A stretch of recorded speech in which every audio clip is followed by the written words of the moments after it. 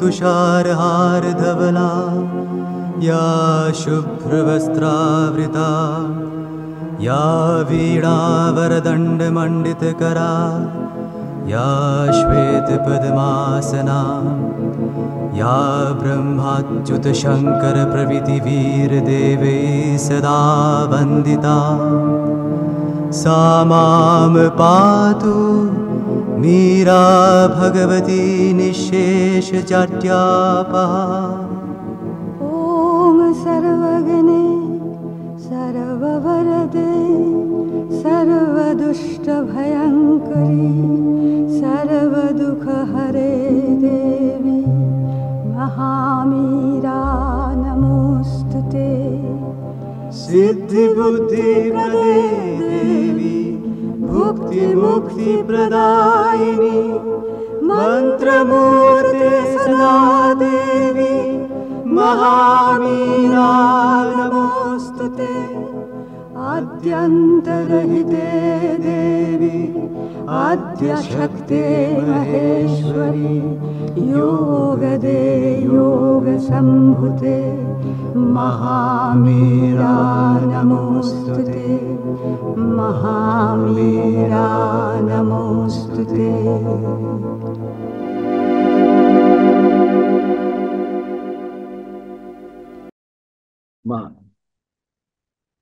आज आम आलोचना करवा मातृरचनावली भाग 10 ज्ञान 96 ज्ञान 97 ज्ञान 98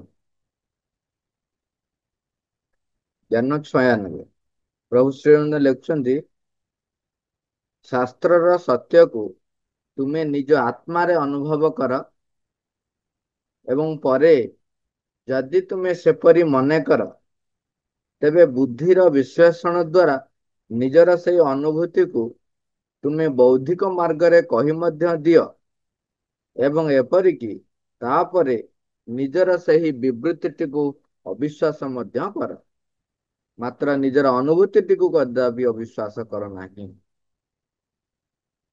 पहले शास्त्रर सत्य को तुम्हें निज आत्मा रे अनुभव कर एवं परे जदि तुम्हें सेपरी मने कर तेबे बुद्धिर विश्लेषण द्वारा निजर से अनुभूति को तुम्हें बौद्धिक मार्ग रे कही मध्य दियो एवं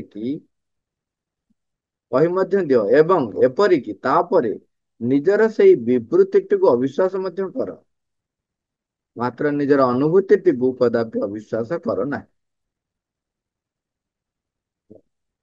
माँ जहा लिखुंट माँ कहते यही सूत्र कि आदौ कौन व्याख्या आवश्यक हे ना अर्थात पिलामानंको एपरि बुझाई दिया जिबा उचित जे सही विवृत्ति ता जहा होई थाउ पछ एवं सही शास्त्र वाक्य गुड़िक से सबु जहा होई थांतु पछके सेगुड़िको सर्वदा संपृक्त एक अनुभूतिर ही अल्पाकृति व्याख्या बोली ग्रहण करिया को पड़िबो।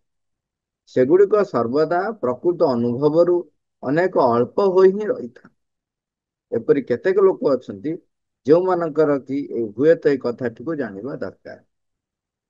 सीधा कथा आम पाखरे अति सरल भाव लिखा अच्छी कहते जे जो शास्त्र जो वाक्य गुड़िक रही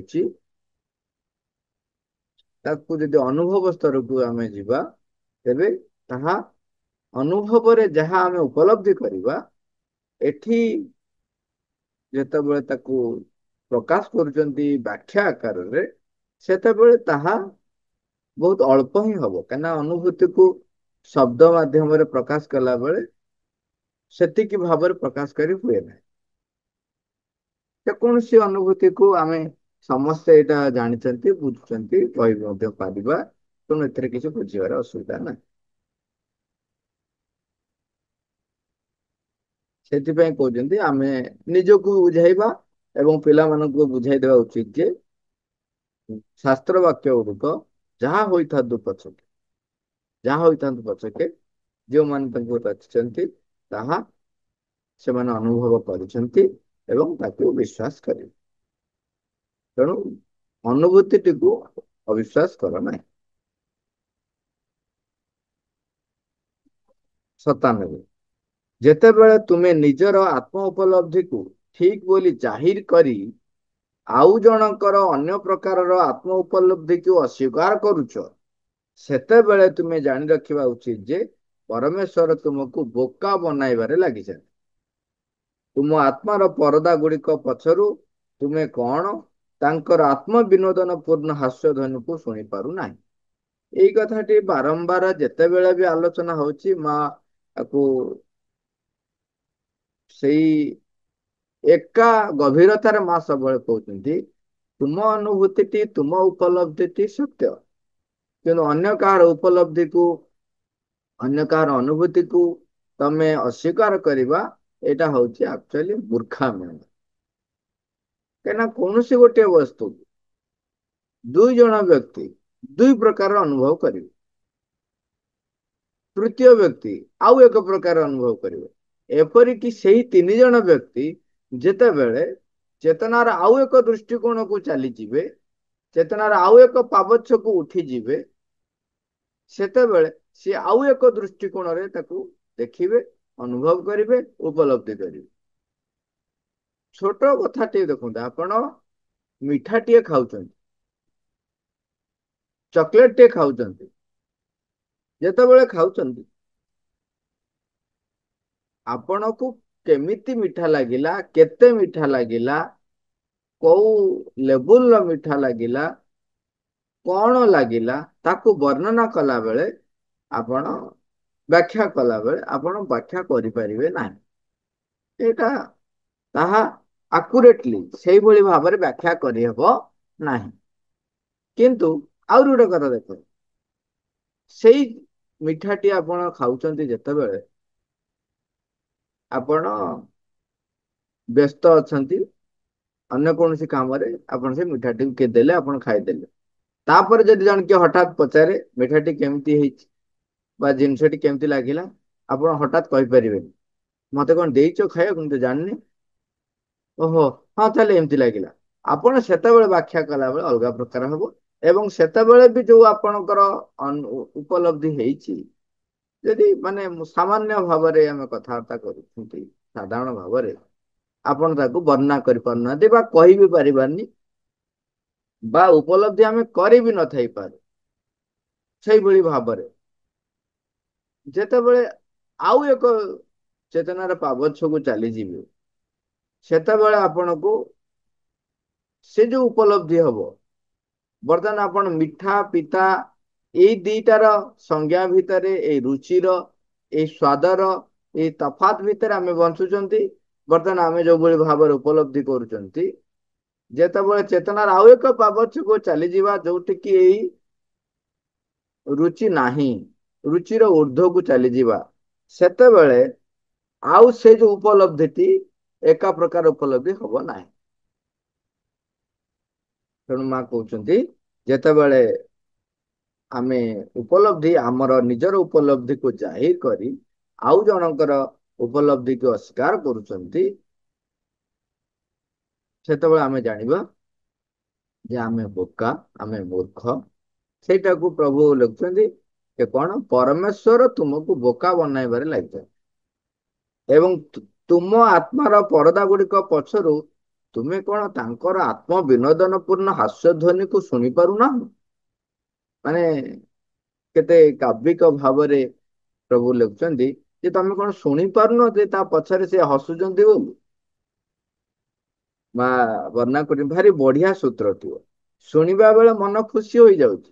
ଆମେ ସ୍ମିତ ହାସ୍ୟର ସହ କେବଳ ଏତିକି କହିପାରିବା, ନିଜର ଅନୁଭବଟିକୁ କଦାପି ସନ୍ଦେହ କରିବ ନାହିଁ, କାରଣ ତୁମର ଅନୁଭବ ତୁମ ସତ୍ତାର ଏକ ସତ୍ୟ ବ୍ୟତୀତ ଆଉ କିଛି ନୁହେଁ।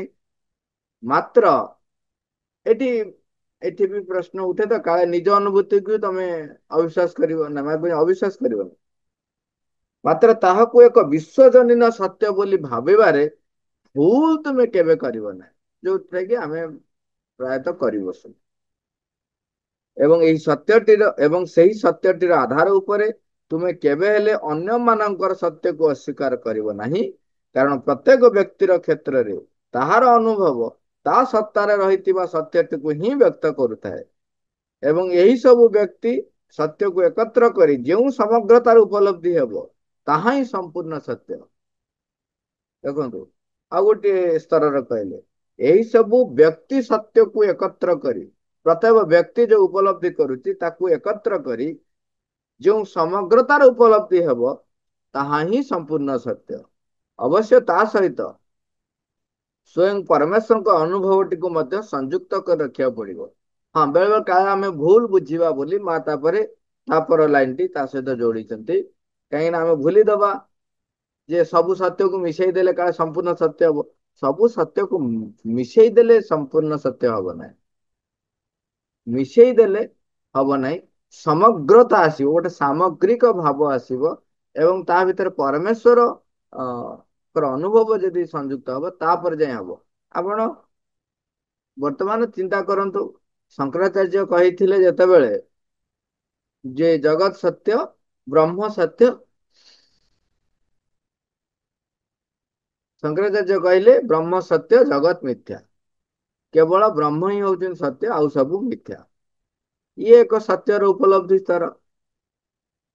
तापर जेतेबेले दैत्य सिद्धांत आसिला रामानुचार्य कहले कौन जे ब्रह्म भी सत्य ये जगत भी सत्य किंतु ता सहित कहले कौन जे तुमको जदि सत्य उपलब्धि करिया पड़िबो तेबे ये जगत को परित्याग करी ब्रह्म उपलब्धि को जीवा पड़ो किंतु जे ये जगत ब्रह्मंकर सृष्टि तेणु ये मध्य सत्य तार विकृत रूप वर्तमान जो रूपांतर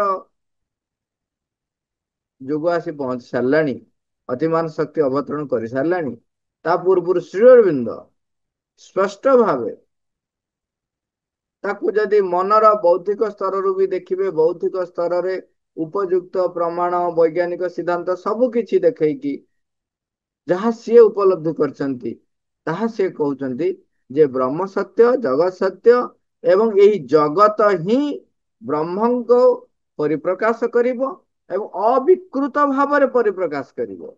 बर्तमान जोटा विकृत ही रही तेणु आमे एपर्यंत अनुभव करुचे जे जगत को परित्याग करी ब्रह्म को पाखु जीवाक पड़ो किंतु श्री अरविंद कहते नाई अतिमान शक्ति को अवतरण कर सारे अतिमान शक्ति अवतरण करने पूर्व कहते जे ये जगत को अविकृत भाव रे ब्रह्म को परिप्रकाश करिवार सामर्थ्य रही जगत ठारे तेणु तापर अतिमान शक्ति अवतरण कर सारे अवतरण शक्ति करला परे वर्तमान अतिमानस जगतर जो जमी कहते घर नियम पड़ला भाई पृथ्वी रे पड़ सारी वर्तमान यही पृथ्वी रे गोटे नूतन जगत सृष्टि हम गोटे नूतन जाति सृष्टि हम जे कि सत्य द्वारा परिचालित हम तेणु ये जगत ही हम जोटा को आमे आमे कहूँ जे परिवर्तन हो पार ना विकृत हो जाइछि ताहा मिथ्या हो जाइछि किंतु ताहा परिवर्तन हो पारिबो एवं ताहा रूपांतरित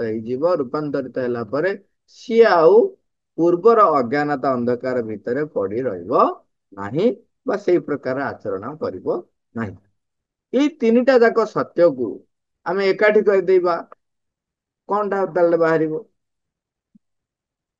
खाली एकाठी कर देले हबो कि हबो नै कारण जणे कहउचंती सत एटा सेटा सत एटा मिछ आउ जणे कहउचंती सेटा सत्य एटा सत्य तार विकृत रूप आउ प्रभु कहउचंती जे सेटा सत्य एटा भी सत्य एवं विकृतता लोप पाइबो सत्य प्रकाश हम बर्तमान आम तीन टा को मिसई देले हम कि मिसई देले केवल मिसैले हबनी एक सामग्रिक भाव मिसैबा पड़ो से ता सहित परमेश्वर अनुभूति टी मिसैले बर्तमान मिसई देले कौन है जे ब्रह्म सत्य थिला बर्तमान तीन टा धारा हो गला कौन जगत मिथ्या थिला जगत सत्य बोली प्रतिभात है किंतु विकृत वर्तमान कौन है जगत विकृत रही किंतु ताहा विकृतता दूर हो सत्य परिप्रकाश हम ताले बर्तमान तीन टा सामग्रिक दृष्टिकोण कले फाइनाली बर्तमान जोटा रिच आम कले से रिच कर किंतु खाली मिसई देले हबन। तापर ज्ञान 98 देखो यही कथाटी केवल यही बड़ बड़ उपलब्धि रे भी आकु आमे प्रयोग करवा एवं निज जीवन जिते कार्य क्षेत्र में बढ़ुंट से प्रयोग न करवा यह एक भूल हम बा ताकू आमे कहि परिबा जो बाड़ी बाइगण पोथी बाइगण भली रही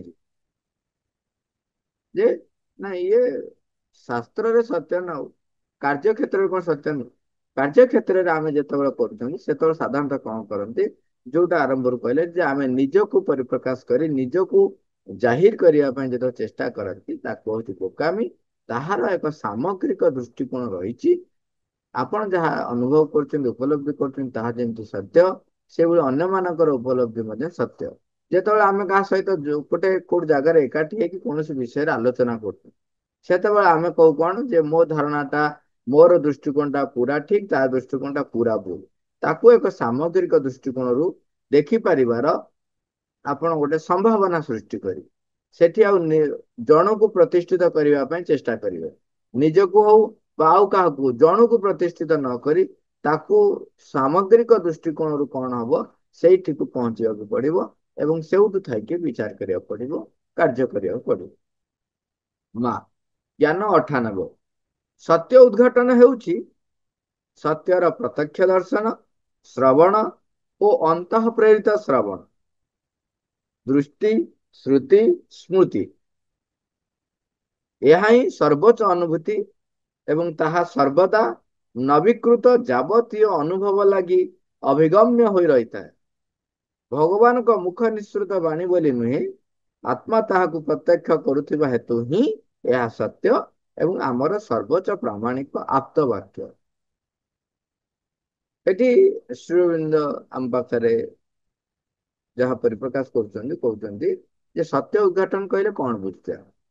ସତ୍ୟକୁ ଦେଖିବା, ପ୍ରତ୍ୟକ୍ଷ ଦର୍ଶନ କରିବା, ସତ୍ୟକୁ ଶ୍ରବଣ କରିବା ଏବଂ ନିଜର ଅନ୍ତଃ ପ୍ରେରିତ ଅନ୍ତଃକରଣରେ ଆମେ ତାକୁ ଶୁଣିବା। ତେଣୁ ଦୃଷ୍ଟି, ତାକୁ ସର୍ଟରେ କହୁଛନ୍ତି, ଗୋଟେ ହଉଛି ଦୃଷ୍ଟି, ଗୋଟେ ହଉଛି ଶ୍ରୁତି, ଆଉ ଗୋଟେ ହଉଛି ସ୍ମୃତି। ଏଇଠି ଖାଲି ସେ ଶ୍ରୁତି କଥା ଆସିଲା ବୋଲି ଆମେ ମନେ ରଖିବା, ଯେତେବେଳେ ବେଦକୁ ଶ୍ରୁତି ବୋଲି କୁହାଯାଏ, ତାକୁ ବ୍ୟାଖ୍ୟାକାର ଯେତେବେଳେ ବ୍ୟାଖ୍ୟା କରିଲେ, କିଛି ଜଣ ବ୍ୟକ୍ତି ଯେତେବେଳେ ବ୍ୟାଖ୍ୟା କରିଛନ୍ତି ସେତେବେଳେ ତାକୁ ଗୋଟେ ବିକୃତ ରୂପ ଦିଆଯାଇଛି। କଣ ନା ଶ୍ରୁତି କହିଲେ କଣ, ଶୁଣି ଶୁଣିକରି ମନେ ରଖୁଥିଲେ ବୋଲି ତାକୁ ଶ୍ରୁତି କୁହାଉଥିଲା। କଣ କହୁଥିଲେ ନା ସେତେବେଳେ ଲେଖା ନଥିଲା, ସମସ୍ତଙ୍କ ପାଖରେ ଯୋଉ ପହଞ୍ଚୁଥିଲା, ମୁଁ ଜଣେ ଗୁରୁ ବା ଜଣେ ବ୍ରାହ୍ମଣ ସେ ବେଦ ଉଚ୍ଚାରଣ କଲେ, ତାଙ୍କର ଶିଷ୍ୟ ମାନଙ୍କୁ, ଗୁରୁ ତାଙ୍କ ଶିଷ୍ୟ ମାନଙ୍କୁ ଶୁଣେଇଲେ, ସିଏ ମନେ ରଖିଲେ, ତାପରେ ସିଏ ଯାଇକି କହିଲେ, ଏଇଭଳି ଭାବରେ ତାହା ପ୍ରସାରିତ ହୋଇଛି ବୋଲି ତାକୁ ଶ୍ରୁତି କୁହାଯାଏ। ପ୍ରକୃତରେ ଏଇଟା ସେଇ ଅର୍ଥରେ ନୁହେଁ। ଏଠି ଯୋଉ ଶ୍ରୁତି କୁହାଯାଉଛି ସେଇ ଅର୍ଥରେ ହିଁ ବେଦ ହଉଛି ଶ୍ରୁତି। କଣ? ସତ୍ୟକୁ ଶୁଣିବ ଜଣେ। ତେଣୁ ଏଠି ହଉଛି କଣ, ତାକୁ ସେଇଥିପାଇଁ ବେଦକୁ ଆଉ ଗୋଟେ ତା ସହିତ ଶବ୍ଦଟିଏ ରଚନା ବ୍ୟାଖ୍ୟା କଲା ବେଳେ କୁହାଯାଇଛି, କିନ୍ତୁ ତାକୁ ଆମେ ଟିକେ ଦରକିନାରା କରିକି ବୁଝୁ, କେବଳ ଶ୍ରୁତି ଶବ୍ଦଟି ବୁଝୁ। ସେଥିରେ କୁହାଯାଉଛି ବେଦ ହଉଛି ଶ୍ରୁତି ଏବଂ ଅପୌରୁଷେୟ। କଣ କୁହାଯାଉଛି? ବେଦ ହଉଛି ଶ୍ରୁତି ଏବଂ ଅପୌରୁଷେୟ। ଅପୌରୁଷେୟ ଦିଟା ଯାକୁ ମିଶେଇକିରି ଆମକୁ ବୁଝିବାକୁ ପଡିବ। ଅପୌରୁଷେୟ ମାନେ କୌଣସି ବ୍ୟକ୍ତି ତାକୁ ରଚନା କରିନାହିଁ।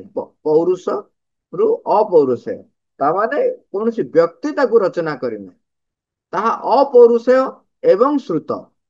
ତାମାନେ ମୁଁ ଉପରୁ ଭଗବାନଙ୍କ ପାଖରୁ, ପରମଙ୍କ ପାଖରୁ ତାହା ଶୁଣିଛି, ତେଣୁ ମୁଁ ରଚନା କଲି, ମୁଁ ଲେଖିଛି, ମୁଁ ତାର ରଚନାକାର ନୁହେଁ। ତେଣୁ ସେ ଲେଖାଟି ହେଇଗଲା ଅପୌରୁଷେୟ ଏବଂ ତାହା ଉର୍ଦ୍ଧ୍ୱରୁ ଆନନ୍ତ ହେଇଛି, ମୁଁ ଶୁଣିଛି, ତେଣୁ ଶ୍ରୁତ।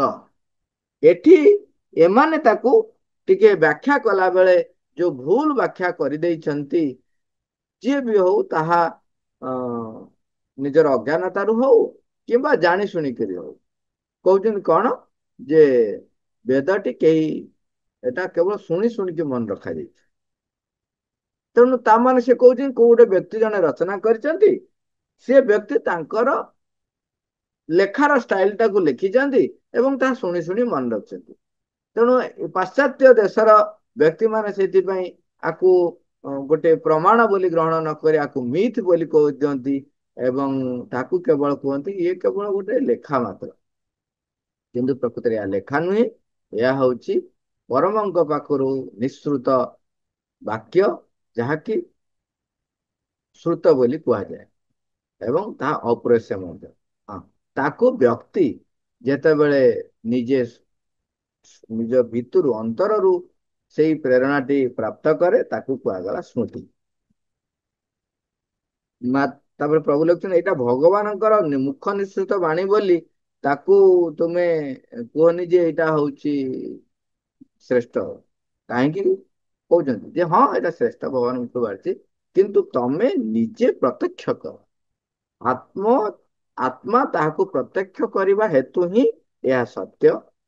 ସେଇ ଦୃଷ୍ଟିକୋଣରୁ ଏଇଠି ଯଦି ଆମେ ଆମ ଭାଷାରେ ବୁଝିବା, ତାମାନେ କହୁଛନ୍ତି ତମେ ଯୋଉ ଭଗବାନଙ୍କର ବାଣୀ ଶୁଣୁଛ ତାକୁ କେବଳ ସତ୍ୟ ବୋଲି ଗ୍ରହଣ କରିଦେଇକି ରହିଯାଅ ନାହିଁ ଲେଖାରୁ, ତାକୁ ନିଜେ ଆତ୍ମ ଉପଲବ୍ଧି କର। ମା ବର୍ଣ୍ଣନା କରୁଛନ୍ତି, ମୁଁ ଭାବୁଛି ମୋଜେସ୍ ଭଗବାନ ଠାରୁ ଯେଉଁ ଅନୁଜ୍ଞା ମାନ ଲାଭ କରିଥିଲେ ଓ ସେସବୁ ସ୍ୱୟଂ ଭଗବାନଙ୍କ ମୁଖରୁ ଉଚ୍ଚାରିତ ହୋଇଥିଲା ଓ ମୋଜେସ୍ ତାହା ଶ୍ରବଣ କରିଥିଲେ ବୋଲି ବାଇବେଲରେ ଯେଉଁ ବିଶ୍ୱାସ ଅନୁମାନ କରୁଛି, ବିଶ୍ୱାସ ଅନୁମାନ ରହିଛି, ଏହି ସୂତ୍ରରେ ତାହାରି ଏକ ଉତ୍ତର ଦିଆଯାଇଛି। ତା ଦ୍ୱାରା ପରୋକ୍ଷ ଭାବରେ କୁହାଯାଇଛି ଯେ ଏହା କଦାପି ସମ୍ଭବ ନୁହେଁ। ଆମର ସର୍ବୋଚ୍ଚ ପ୍ରାମାଣିକ ଆପ୍ତବାକ୍ୟ, କାରଣ ଆତ୍ମା ହିଁ ତାହାକୁ ପ୍ରତ୍ୟକ୍ଷ କରିବା ହେତୁ, ମାତ୍ର ଯେଉଁ ଆତ୍ମା ତାହାକୁ ପ୍ରତ୍ୟକ୍ଷ କରିଥିଲା କେବଳ ସେହି ଆତ୍ମା ଲାଗି ହିଁ ତାହା ଏକ ସର୍ବୋଚ୍ଚ ପ୍ରାମାଣିକ ଆପ୍ତବାକ୍ୟ ହୋଇପାରିବ। ଯିଏ ଉପଲବ୍ଧି କରିଥିଲା ତା ପାଇଁ ସେଇଟା ସର୍ବୋଚ୍ଚ ପ୍ରାମାଣିକ ଆପ୍ତବାକ୍ୟ ହୋଇ ରହିପାରିବ। ସମସ୍ତଙ୍କର ଆତ୍ମା ଲାଗି କଦାପି ହେବ ନାହିଁ। କାହିଁକିନା ଆଉ ଜଣେ ଉପଲବ୍ଧି କଲାବେଳେ ତାକୁ ଅନ୍ୟ ଏକ ଧାରାରେ ଉପଲବ୍ଧି କରିବ। ଏଠି ବାଇବେଲ ରଚନାକାର ବାଇବେଲରେ ଯୋଉ ଲେଖା ଯାଇଛି ତାରି ଉପରେ ବର୍ଣ୍ଣନା କରିକିରି କହୁଛନ୍ତି ଯେ ବାଇବେଲରେ ଯାହାକୁ ଆପ୍ତବାକ୍ୟ ବୋଲି କୁହାଯାଇଛି, ସର୍ବୋଚ୍ଚ ପ୍ରାମାଣିକ ଆପ୍ତବାକ୍ୟ ବୋଲି ମା କହୁଛନ୍ତି। ଏଇଠି ଏଇ ଅର୍ଥରେ କୁହାହଉଛି ଯୋଉ ବ୍ୟକ୍ତି ମୋଜେସ୍ ଯିଏ ଅନୁଭବ କରିଥିଲେ ସେଇଟା ତାଙ୍କ ପାଇଁ ଥିଲା ସର୍ବୋଚ୍ଚ ପ୍ରାମାଣିକ ଆପ୍ତବାକ୍ୟ, ସିଏ ତାକୁ ବ୍ୟାଖ୍ୟା କରିବେ। କିନ୍ତୁ ତାପରେ ଯେତେବେଳେ ଆମେ ତାକୁ ଉପଲବ୍ଧି କରିବା ସେତେବେଳେ ତାହା ଆମ ପାଇଁ ଯେ ସେଇଆ ହବ ସେମିତି କିଛି ଗ୍ୟାରେଣ୍ଟି ନାହିଁ। ତେଣୁ ସେଇଥିପାଇଁ କହୁଛନ୍ତି ମାତ୍ର ଯେଉଁ ଆତ୍ମା ତାହାକୁ ପ୍ରତ୍ୟକ୍ଷ କରିଥିଲା କେବଳ ସେଇ ଆତ୍ମା ଲାଗି ତାହା ଏକ ସର୍ବୋଚ୍ଚ ପ୍ରାମାଣିକ ଆପ୍ତବାକ୍ୟ ହୋଇପାରିବ। ସମସ୍ତଙ୍କର ଆତ୍ମା ଲାଗି କଦାପି ହେବ ନାହିଁ। କାହିଁକି ନା ସେମାନେ ଆଉ ଗୋଟେ କଥା ଗୋଟେ ଯୋଉଟା କି ପଶ୍ଚାତରେ ଲୁଚି ରହିଛି, ସେଟା ହଉଛି ବର୍ତ୍ତମାନ ଯୋଉ ବାଇବେଲଟିଏ ଏମାନେ ପ୍ରଚଳନ କରୁଛନ୍ତି ତାହା ମୂଳ ବାଇବେଲ ଠାରୁ ପୁରା ଅଲଗା ବୋଲି ରହିଛି। ଏବଂ ଏଥିରେ କେତେ ଗୁଡେ କଥା ବା ତାକୁ ତାର କଥାଟା ଯୋଉଟା ଲୁଚି ରହିଛି, ଅନେକ ଏମାନେ କଣ କରୁଛନ୍ତି ନିଜର ଉପଲବ୍ଧିକୁ ତା ଭିତରେ ପୁରେଇ ଦଉଛନ୍ତି ଏବଂ କହୁଛନ୍ତି ଯେ ଏଇଟା ହଉଛି ଭଗବାନଙ୍କର ମୁଖ ନିଃସୃତ ବାଣୀ ଏବଂ ତେଣୁ ଏହା ହଉଛି ସର୍ବୋଚ୍ଚ ପ୍ରାମାଣିକ ସତ୍ୟ। ନିଜର ରଚନାରୁ, ନିଜର ସିଦ୍ଧାନ୍ତରୁ, ନିଜର ଦୃଷ୍ଟିକୋଣରୁ ସିଏ ଯାହା ଅନୁଭବ କରୁଛନ୍ତି ତାକୁ ଲେଖି ଦଉଛନ୍ତି। ଏ ପ୍ରକାର ବିକୃତ ହେଇଛି ବୋଲି ଶୁଣାଯାଏ। ମା ଯେହେତୁ ନିଜେ ଦିବ୍ୟ ଜନନୀ ଉଚ୍ଚତର ଚେତନାରେ ନିଜେ ରୁହନ୍ତି, ତେଣୁ ସେଉଠୁ ଥାଇକିରି କେତେ ବ୍ୟକ୍ତି ଆମେ ଉଦାହରଣ ଦେଖିଛନ୍ତି କେତେକ ବ୍ୟକ୍ତିଙ୍କ ସହିତ ସିଏ ତାଙ୍କ ଲାଙ୍ଗୁଏଜରେ କଥା ହୁଅନ୍ତି, ଫ୍ରେଞ୍ଚରେ ସେ ଲୋକ ଯାଇଥିବେ, କନ୍ନଡ ଭାଷା ହୁଅନ୍ତୁ ବା ତାମିଲ ଭାଷା ହୁଅନ୍ତୁ, ଯେକୌଣସି ଭାଷାର ବ୍ୟକ୍ତି ଯାଇଥିବେ ସିଏ ତାଙ୍କ ଭାଷାରେ କହୁଥିବେ, ମା ତାଙ୍କ ଭାଷାରେ ଫ୍ରେଞ୍ଚ ଭାଷାରେ ଉତ୍ତର ଦଉଥିବେ, କିନ୍ତୁ ପରସ୍ପର ବୁଝାବୁଝି ହେଇଯାଇକି ଯାଇଥିବେ। କାହିଁକି ନା ମା ଉଚ୍ଚତର ଚେତନାରେ ରହି ସେଇ ସ୍ଥାନରୁ ସେମାନେ କଥାବାର୍ତ୍ତା ତାଙ୍କ ସହିତ କରନ୍ତି। ତେଣୁ ମା ଯେହେତୁ ଉଚ୍ଚତର ଚେତନା ରହିଛନ୍ତି ଏବଂ ସେ ସେଉଠୁ ଥାଇକି ଦେଖିକି କହୁଛନ୍ତି ବାଇବେଲରେ ଯୋଉ ଲେଖା ରହିଛି, ଯୋଉ ଆପ୍ତବାକ୍ୟ ଯୋଉଟା କି ସେମାନେ କହୁଛନ୍ତି ଏଇଟା ସର୍ବୋଚ୍ଚ ପ୍ରାମାଣିକ ଆପ୍ତବାକ୍ୟ, ଏହା ତାହା ନୁହେଁ। କାରଣ ଏହା ସେ ବ୍ୟକ୍ତି ପାଇଁ, ସେ ଆତ୍ମା ଯାହା ଉପଲବ୍ଧି କରିଥିଲା ତାହା ପାଇଁ ଥିଲା ଆପ୍ତବାକ୍ୟ, ଅନ୍ୟମାନଙ୍କ ପାଇଁ ନୁହେଁ। ଲେଖୁଛନ୍ତି କାରଣ ଯେଉଁ ଆତ୍ମାର ଏହି ଅନୁଭବ ହୋଇଥିଲା ଏବଂ ଯିଏ ତାର ପ୍ରତ୍ୟକ୍ଷ କରିଥିଲା ତାହାରି ପାଇଁ ଏହା ସର୍ବୋଚ୍ଚ ପ୍ରମାଣ, ଅନ୍ୟମାନଙ୍କ ଲାଗି ନୁହେଁ। ସାନ ପିଲାଟିଏ ହୋଇଥିବା ସମୟରେ ମୁଁ ଯେତେ ଯେତେ ବିଷୟରେ ଭାବୁଥିଲି, ଏଇଠି ହଉଛି ସେଥିମଧ୍ୟରୁ ଗୋଟିଏ। ମୁଁ ଏଇ 10 ଗୋଟି ଅନୁଜ୍ଞା ବିଷୟରେ ଭାବୁଥିଲି। ପ୍ରକୃତରେ ଦେଖିଲେ ସେଗୁଡ଼ିକ ହେଉଛନ୍ତି ଗୋଟିଏ ଗୋଟିଏ ନିତାନ୍ତ ସାଧାରଣ କଥା। ତୁମେ ତୁମ ବାପାଙ୍କୁ ଓ ମାଙ୍କୁ ଭଲ ପାଇବ, କାହାର ପ୍ରାଣ ନେବ ନାହିଁ। ଏଗୁଡାକ ଏଡେ ସାଧାରଣ କଥା ଯେ କାହିଁକି ଏଗୁଡାକ ଏପରି ଅସାଧାରଣ ଭାବରେ ଉଲ୍ଲେଖ କରାଯାଇଛି, ସେଥିପାଇଁ ମନ ଭିତରେ କେହି ସତେ ବା ବିଦ୍ରୋହ କରିଉଠେ। ଏବଂ ସେଇ କଥା ଗୁଡିକୁ ଶୁଣିବା ଲାଗି ମୋଜେସକୁ ସିନାଇ ପର୍ବତ ଉପରୁ ଯିବାକୁ ପଡିଥିଲା। ଏହି ସୂତ୍ରଟିକୁ କହିଲା ବେଳେ ଶ୍ରୀ ଅରବିନ୍ଦ ଭାରତୀୟ ଶାସ୍ତ୍ର ଗୁଡିକ ବିଷୟରେ ହିଁ ଭାବୁଥିଲେ କି ନାହିଁ ମୁଁ ସେ କଥା ଜାଣିନାହିଁ, କାରଣ ଚୀନରେ ମଧ୍ୟ ପ୍ରାଚୀନ ଧର୍ମ ଗ୍ରନ୍ଥ ମାନ ରହିଛି। ଦେଖନ୍ତୁ ଏଠି ମା କେତେ ଗୁଡେ ଉଦାହରଣ ଦଉଛନ୍ତି, ଯେମିତିକି ତୁମେ ତୁମ ବାପାଙ୍କୁ ମାଙ୍କୁ ଭଲ ପାଇବ, କାହାର ପ୍ରାଣ ନେବ ନାହିଁ। ବଢିଆ କଥା ହଉଛି ଯେ ଏଇ ଛୋଟ ଛୋଟ କଥା ଉପଲବ୍ଧି ପାଇଁ ଯୋଉ ବର୍ଣ୍ଣନା ରହିଛି ବାଇବଲରେ, ମୋସେସ ଗଲେ ପର୍ବତ ଉର୍ଦ୍ଧ୍ୱରେ ଏମିତି କରି ସେମିତି ସାଧନା କରି ଏଇ ଉପଲବ୍ଧିଟି ସେ ପ୍ରାପ୍ତ କଲେ। ମା କହୁଛନ୍ତି ଏଇଟା ତ ଅତି ସାଧାରଣ କଥା, ତାକୁ ଉପଲବ୍ଧି କରିବା ବା ଆକୁ ଏମିତି ଅସାଧାରଣ ଭାବରେ ବର୍ଣ୍ଣନା କରିବାର ବା ଅସାଧାରଣ ଭାବରେ ତାକୁ ଉପସ୍ଥାପିତ କରିବାର କଣ ଆବଶ୍ୟକତା ଅଛି। ସେତେବେଳେ ଆଉ ଗୋଟିଏ କଥା ଆମେ ବେଳେ ବେଳେ ଆମକୁ ବି କେହି କେହି ବ୍ୟକ୍ତି ଯେତେବେଳେ କୁହନ୍ତି ସେତେବେଳେ ସମ୍ମୁଖୀନ ହବାକୁ ପଡେ ଯେ ବାପା ମାଙ୍କୁ ଭଲ ପାଇବ, ବାପା ମାଙ୍କ କଥାକୁ ସର୍ବୋଚ୍ଚ ବୋଲି ଗ୍ରହଣ କରିବ।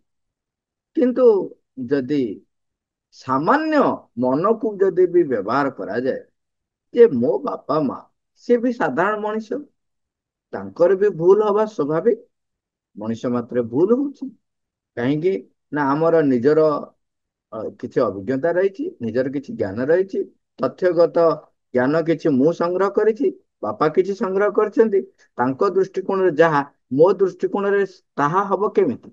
ବାପା ଯୋଉ ଦୃଷ୍ଟିକୋଣ ଦେଖିଛନ୍ତି ସିଏ ଯଦି ବ୍ୟାପକ ଦୃଷ୍ଟିକୋଣ ହେଇନଥିବ, ତାହା ଯଦି ସାମଗ୍ରିକ ଦୃଷ୍ଟିକୋଣ ହେଇନଥିବ, ତାହା ଯଦି ଭଗବାନଙ୍କ ସହିତ ପରମଙ୍କ ସହିତ ଏକୀଭୂତ ହେଇକି ସେ ଦୃଷ୍ଟିକୋଣ ପ୍ରାପ୍ତ କରୁନଥିବେ ମୋ ବାପା କିମ୍ବା ମା, ତେବେ ତାହା ଯେ ସମ୍ପୂର୍ଣ୍ଣ ସତ୍ୟ କେମିତି ହେଇପାରିବ?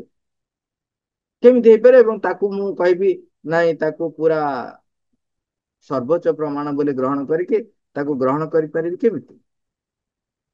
ତେଣୁ ତାହା କେମିତି ସର୍ବୋଚ୍ଚ ସତ୍ୟ ହେଇଯିବ? ବାପା ମାଙ୍କୁ ଭଲ ପାଇବା ଠିକ ଅଛି, କାହିଁ ଭଲ ପାଇବି? ଏଠି ସିଏ କହୁଛନ୍ତି ସିଏ ଗୋଟେ ବିରାଟ କଥା। ଆରେ ଏଠି କିଛି ବିରାଟ କଥା ନୁହଁ। କାହିଁକି ନା ସମସ୍ତଙ୍କ ଭିତରେ ଭଗବାନ ବିଦ୍ୟମାନ, ତେଣୁ କାହାକୁ ମୁଁ ଘୃଣା କରିବି? ତେଣୁ ବାପା ମାଙ୍କୁ ଭଲ ପାଇବି, ଏଇଟା ଗୋଟେ ସ୍ୱାଭାବିକ କଥା। ବାପା ମାଙ୍କୁ ଭଲ ପାଇବି, ବ୍ୟକ୍ତିକୁ ଭଲ ପାଇବି, ବସ୍ତୁକୁ ଭଲ ପାଇବି, ସବୁକୁ ଭଲ ପାଇବି, ଆଉ କାହାର ପ୍ରାଣ ନେବ ନାହିଁ। କୋଉ କାର୍ଯ୍ୟ କରିବାକୁ ମତେ ଅଧିକାର ଦିଆଯାଇଛି? ଯଦି ସୃଷ୍ଟି କରିବାର ମୋର ଅଧିକାର ନାହିଁ, ପ୍ରାଣ ନେବାର ମୋର ଅଧିକାର ନାହିଁ, ଏଇଟା ଗୋଟେ ସାଧାରଣ କଥା। ଏବଂ ଆଉ ଗୋଟେ କଥା ସେଠି ଭୁଲିଯିବା ଉଚିତ ନୁହେଁ। ସେଟା ହଉଛି ଯଦି ପରମଙ୍କ ପାଖରୁ ଯୋଉ ବାକ୍ୟ ସେତେବେଳେ ନିଃସୃତ ହେଇଥିଲା, ଏବେ ଯେତେବେଳେ କୌଣସି ଏକ ବ୍ୟକ୍ତି ଯୋଉ କାର୍ଯ୍ୟରେ ରହିଛି ସେଠି ଯେ ସେଇ ସମାନ ପ୍ରକାରର ନିର୍ଦ୍ଦେଶ ମିଳିବ ଏକଥା କହିହବ ନାହିଁ। କେମିତି କହିହବ? ଗୀତାରେ ଯେତେବେଳେ ଶ୍ରୀକୃଷ୍ଣ କହିଲେ କଣ କହିଲେ? ସବୁ କଥା କହୁଛନ୍ତି, ଗୀତାରେ କହୁଛନ୍ତି ଦୟା କ୍ଷମା ପ୍ରେମ ଇଏ ସବୁ ରହିବା ଦରକାର, କିନ୍ତୁ ତାପରେ କହୁଛନ୍ତି ତମେ ଏଠି ହତ୍ୟା କର। କାହିଁକି ନା ଦୟା କ୍ଷମା ପ୍ରେମକୁ ପ୍ରତିଷ୍ଠିତ କରିବା ପାଇଁ, ଭଗବତ ଗୁଣକୁ ପ୍ରତିଷ୍ଠିତ କରିବା ପାଇଁ ଏଇ ଯୋଉମାନେ ବାଧକ ସାଜିଛନ୍ତି, ଏଇ ଯୋଉ ସତ୍ତା ଗୁଡିକ ବାଧକ ସାଜିଛନ୍ତି, ସେମାନେ ସେଇ ଦୟା କ୍ଷମା ପ୍ରେମକୁ ପ୍ରତିଷ୍ଠିତ କରେଇ ଦଉନାହାନ୍ତି, ବା ତା ସହିତ ଆହୁରି ଟିକେ ବିରାଟ ଏକ ସାମଗ୍ରିକ ଦୃଷ୍ଟିକୋଣରୁ କହୁଛନ୍ତି ପରମଙ୍କୁ ପରିପ୍ରକାଶ କରିବାରେ ବାଧକ ସାଜିଛନ୍ତି, ତେଣୁ ସେମାନଙ୍କୁ ହତ୍ୟା କରିବା ଦରକାର। ତେବେ କୁହ ଦୟା କ୍ଷମା ପ୍ରେମ କରିବ ବୋଲି ତାଙ୍କୁ ଛାଡିଦବ କି? ସେଇ ସମୟରେ ଭଗବାନଙ୍କର ସେଠି ବାଣୀ ହଉଛି ଯେ ତୁମେ ତାଙ୍କୁ ହତ୍ୟା କର। ସେଠି ଦୟା କ୍ଷମା ପ୍ରେମ ନା ହତ୍ୟା, କୋଉଟାକୁ ବାଛିବେ? କାରଣ ଯଦି ଦୟା କ୍ଷମା ପ୍ରେମ କରିବେ ତେବେ ସିଏ କଣ କରୁଛି ନା ଭଗବାନଙ୍କର ପରିପ୍ରକାଶକୁ ଧ୍ୱସ୍ତ ବିଧ୍ୱସ୍ତ କରୁଛନ୍ତି। ହିରଣ୍ୟକଶିପୁ ହିରଣ୍ୟାକ୍ଷ ଏଇଭଳି ଯେତେ ପ୍ରକାରର ଅହଙ୍କାରୀ ବ୍ୟକ୍ତି ଏଇ ସମାଜରେ ବି ରହିଛନ୍ତି, ଆମ ଦୃଷ୍ଟିକୋଣରେ ବି ରହିଛନ୍ତି, ଦୟା କ୍ଷମା ପ୍ରେମ ସମ୍ମାନ ଏଇଆକୁ ଦ୍ୱାହି ଦେଇକିରି ତେବେ ଯାହା ସେମାନେ ଯୋଉ ଭଗବତ ବିରୋଧୀ ତତ୍ଵକୁ ପରିପ୍ରକାଶ କରୁଛନ୍ତି, ନିଜର ଅହଂକୁ ପ୍ରତିଷ୍ଠିତ କରିବାକୁ ଯାଉଛନ୍ତି, ସେତେବେଳେ ତାକୁ ଆପଣ ବିରୋଧ କରିବେ ନାହିଁ। ତାହା କେମିତି ସତ୍ୟକୁ ପରିପ୍ରକାଶ କରିବାରେ ସାହାଯ୍ୟ କରିବ? जदि विरोध न कर विरोध सेतबेले विरोध होची सत्य को परिप्रकाश करिवार साहाय्य तेणु अंतर प्रेरणा रे व्यक्ति काहाकू कौन उपलब्धि आसीबो ताहा गोटे व्यक्ति पाखरे आ गोटे व्यक्ति को स्वतंत्र तेणु ये आम भूली जीवा नहीं एवं से कथाटी को बारंबार मन रखिबा जे जनक पई जहा आप्तवाक्य सत्य सर्वोच्च प्रामाणिक सत्य नुहे अन्य जनक आत्मा पई उपलब्धि भिन्न प्रकार हो पाए तेणु व्यवहारिक दृष्टिकोण रे आमे कार्य करचंती सेतबेले मांकर प्रेरणा आमे अनुभव करने को चेष्टा करिबा एवं से प्रेरणा अनुसार कार्य करने चेष्टा करिबा किंतु ता सहित मन रखिबा जे ताहा मो पई सत्य आउ जन व्यक्ति पई ता सत्य न होई पारे एई कथाटी आजिर ए जेतिकी आमे आलोचना कले तार निर्देशटी एठी जे मो व्यक्ति मोर आत्मसत्ता भगवान सहित युक्त होई मां को सहित युक्त होई कि जो सत्य अनुभव करिवो ताहा जे अन्य व्यक्ति मानक पई ताहा ही जे सत्य ए प्रकार एक भ्रम धारणा आमे दूरे रहू ता सहित आउ गोटे कथा आमे शेष को देखिले जोटा सेठी होची कोन केतबेले आमे पूर्व कथा को द्वाही देइकरी अंतरात्मा प्रेरणा जो आसूची आमे कहबा जे नाई नाई ए तो विरोध करिबा मध्य जे भूल एटा भी नुह जदि प्रेरणा आसीची भगवत निर्देश अच्छी तेरे ता मध्य सत्य कहीं सत्य को प्रतिष्ठा करने जेतेबेले जो शक्ति जो सत्ता विरोध करे ता विरुद्ध रे आलोकर सेनानी हेकी संग्राम करिबा एक अंत प्रेरणार कार्य एवं ता भगवत निर्देशित होई थाई पारे तो सेतेबेले आलोक सेनानी हेकी ता विरुद्ध रे लड़ाई करिया पड़िबो सेति पय मध्य प्रस्तुत रहया पड़िबो मां थैंक यू ऑल ओवर